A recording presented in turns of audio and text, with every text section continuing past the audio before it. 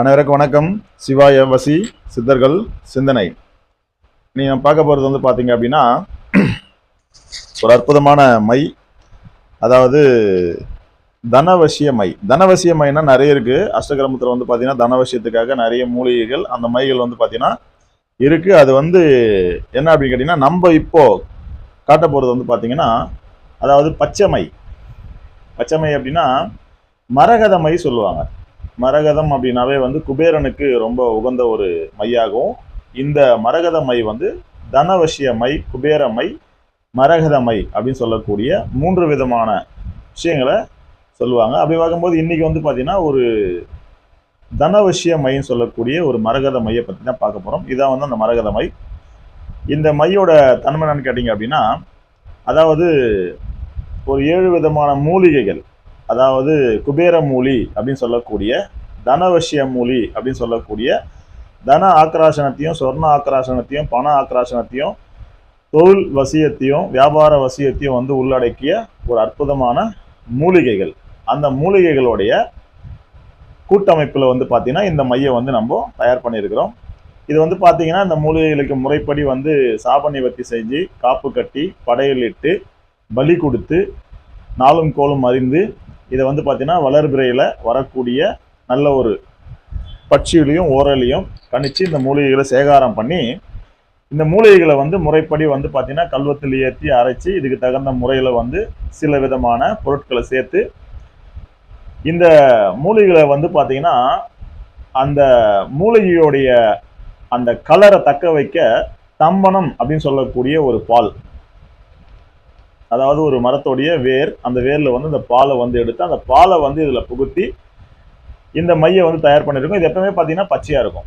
நீங்க பயன்படுத்த பச்சை கலர் தான் இருக்குமே கண்டி அந்த தன்மையை மாறாது. அதே மாதிரி பார்த்தீங்கன்னா மை உதிரியா போயிடும். ஆனா உதிரியா போகாது. எப்பவுமே பார்த்தீங்கன்னா இது உங்களுக்கு பயன்படுத்துற மாதிரி தான் இருக்கும். மாத கணக்கு வருட கணக்கு வச்சிருந்தா கூட நீங்க பத்திரமா காத்து போகாம அடைச்சு வச்சீங்கன்னா கட்டாயம் இது எப்பவுமே உங்களுக்கு நல்லா இருக்கும். இப்போ இந்த மையை நம்ம பயன்படுத்துறதுனால என்ன பலன் அப்படின்னு கேட்டீங்கன்னா, அதாவது சில வீடுகள்லயோ சில இடத்துலயோ பார்த்தீங்கன்னா பணம் தங்காது. பணம் வரும் ஆனா தங்காது.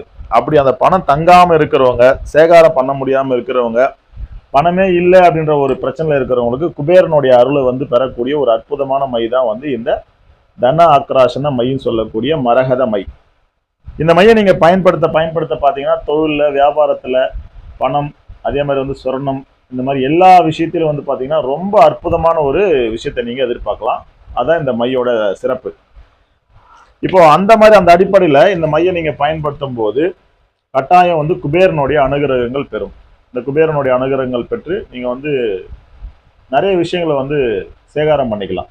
ஒரு இடம் வாங்க முடியல, நகை வாங்க முடியல, இல்லை கொஞ்சம் பணத்தை சேர்த்து வச்சுக்க முடியல, கையில் சுத்தமாக இல்லைன்னா இந்த மையை நீங்கள் பயன்படுத்தும் போது, நாங்கள் சொல்கிற அந்த விதியின்படி நீங்கள் பயன்படுத்தும் போது கட்டாயம் பார்த்தீங்கன்னா உங்களுக்கு ஒரு அற்புதமான பலனை இந்த மை பெற்று தரும். இதுக்கு என்ன தேவைன்னு கேட்டீங்க அப்படின்னா, வாங்கிக்கிறவங்களுடைய பெயர், தாயார் பெயர், குலசாமியோட பெயர் வேணும். கட்டாயம் இந்த மந்திரத்துக்கு மந்திர உரு இருக்கணும். மந்திர உரு இல்லாமல் எந்த ஒரு மையம் வேலை செய்யாது. நம்ம எவ்வளோ காஸ்ட்லியாக வண்டி வாகனங்களோ இல்லை எந்த ஒரு பொருளை வாங்கினாலும் அதுக்கு பார்த்தீங்க அப்படின்னா ஒவ்வொரு மூலக்கூறு நம்ம பயன்படுத்தினாதான் வேலை செய்யும். அந்த மாதிரி மைகளை பொறுத்த வரைக்கும் மந்திரங்கள் இல்லாத மை வேலை செய்யாது. அப்போ அந்த தன ஆக்ராசன அப்படின்னு சொல்லக்கூடிய தனவசியம் சொல்லக்கூடிய இந்த தனம் சார்ந்த விஷயத்துக்கான மந்திரம் இருக்கு. சித்தர்கள் நமக்கு ரொம்ப அற்புதமான விஷயத்த கொடுத்துருக்குறாங்க. அந்த மந்திரத்தை இந்த மைக்கு உருமானம் பண்ணணும். உருமானம், அதாவது உருமானம்னா ஒரு மனதா ஜபிக்கணும். அப்போ அந்த பேர், இப்போ கோபி அப்படின்னு இருக்காரு அப்படின்னா, இப்போ அவருடைய தாயார் பெயரை சேர்த்து அவர் கோபி அப்படின்றவருக்கு வசம், தனம், தானியம், சுகம், லாபம் சொல்லி ஒரு சில சூட்சமத்தை மறைக்கிறோம். அதில் சேர்த்து அவருக்கு 108 முறை இந்த மந்திரத்தை படிக்கணும். படித்து அதுக்கான படையல் வச்சு அதை உருமானம் பண்ணி கொடுத்து இதை நீங்கள் பயன்படுத்த ஆரம்பிச்சிங்கன்னா உங்கள் லைஃப்பில் ஸ்டெப் பை ஸ்டெப்பாக நாளும் பொழுதும் ஒரு மேனியும் சொல்லுவாங்க. நாளொரு பொழுது மேனியும் சொல்லி நம்ம வளரக்கூடிய தன்மை சொல்லி விஷயம் இருக்குது.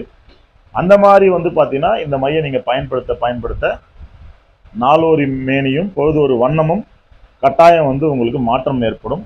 பணம் உங்ககிட்ட தங்கும்.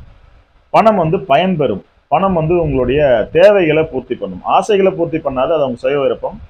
தேவைகள், அன்றாடம் வாழக்கூடிய வாழ்க்கையில் இன்னைக்கு மனிதனுக்கு கிடைக்கக்கூடிய அத்துணை விஷயங்களும் ஒருத்தருக்கு இருக்கு, ஒருத்தருக்கு இல்லை அப்படின்றது இன்னைக்கு இருக்கு.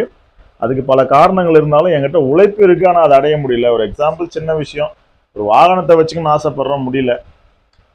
அந்த வாகனத்தை வந்து தக்க வச்சுக்க முடியல. வாங்கிட்டு வரோம், அது நமக்கு வந்து தங்க மாட்டேங்குது, ஏதோ ஒரு விஷயத்துக்காக அது போயிடுது. ஸோ நகை வாங்கி வைக்கிறோம், அடகுக்கு போயிடுது. ஒரு பிளாட் வாங்கி வச்சிருக்கிறோம், தேவையில்லாத வந்து பார்த்தீங்கன்னா வித்துடுறோம், ரெட்டிப்பு லாபம் இல்லை. இப்படி பல விஷயங்கள் உள்ளடக்கி தான் வந்து பார்த்தீங்கன்னா மனிதனுடைய வாழ்க்கை இருக்கு. ஸோ இந்த மையம் நீங்க பயன்படுத்தும் போது அதெல்லாம் வந்து தடுத்து நிறுத்தி ஆட்கொண்டு உங்களுக்கு வந்து ரொம்ப அற்புதமான விஷயத்தை வந்து பெற்றுத்தரும். குடும்பத்தில் இருக்கக்கூடிய அத்தனை பேருக்கும் வந்து பார்த்தீங்கன்னா ரொம்ப அற்புதமா இருக்கும். இந்த மையம் நீங்க பயன்படுத்தும் போது 10 பேர் உங்களை பார்த்து கேட்பாங்க, இந்த மையம் நீங்க எங்கேருந்து பயன்படுத்துறீங்க அப்படின்ற மாதிரி கேட்பாங்க. ஏன்னா இந்த மையம் வந்து ரொம்ப அரிதான ஒரு மையம் கூட. ஸோ இது மூலிகைகள் உள்ளடக்கிறது, தனங்களை வந்து அதிகமாக வந்து பெற்றுத்தரக்கூடிய அற்புதமான மூலிகை. அதில் வந்து மாமரம் ரொம்ப முக்கிய பங்கு வகிக்கக்கூடிய ஒரு மரமாக நான் வந்து உங்களுக்கு சொல்கிறேன். மற்ற 6 மரங்களும் வந்து பார்த்தீங்கன்னா மறைக்கப்பட்டிருக்கு. ஸோ அப்படி இருக்கும்போது மகாலட்சுமின்னு சொன்னாவே மாமரம் சொல்லுவாங்க. அப்படி நீங்கள் மூலிகைகளோட தேர்ந்தெடுத்துக்கலாம். ஒரு 7 விதமான மூலிகைகளை நம்ம இந்து கல்ச்சரில் இருக்கக்கூடிய தன விஷயத்துக்காக, பண விஷயத்துக்காக நம்ம குறிப்பிட்டு சொல்லுவோம். ஸோ பெருமாள் வந்து பார்த்தீங்க அப்படின்னா ஆக்சுவலி வந்து கட்டாயம் நிறைய நகை நட்டு ஜொல்சோடு தான் இருப்பார். பெருமாளுக்கான மூலிகைன்னு வந்து விஷ்ணு கிராந்தின்னு சொல்லுவாங்க, பேர்லேயே இருக்கும். ஸோ அப்படியே ஒன்று எடுத்துக்கலாம்.